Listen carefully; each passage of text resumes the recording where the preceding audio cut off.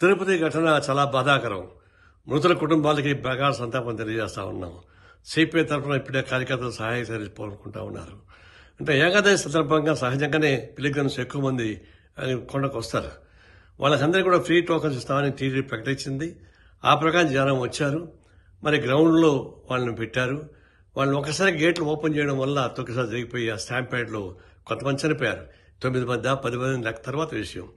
ఈ విషయంలో మాత్రం పోలీసుల వైఫల్యంగానే మేము చూస్తా ఉన్నాం. పోలీస్ డిపార్ట్మెంటు టీటీడీ సమన్వయం లోపంగా మేము చూస్తా ఉన్నాం. ఈ సందర్భంగా మృతుల కుటుంబాలకి తగిన సహాయం చేయాలని చెప్పేసి, వైద్య సదుపాయాన్ని కల్పించాలని, స్థానికంగా సిపిఐ కార్యకర్తలు చురుగ్గా పాల్గొని చెప్పేసి నేను విజ్ఞప్తి చేస్తూ వారి చనిపోయిన వాళ్ళకి ప్రగాఢ సంతాపం మరోసారి సిపిఐ తెలియజేస్తా ఉంది.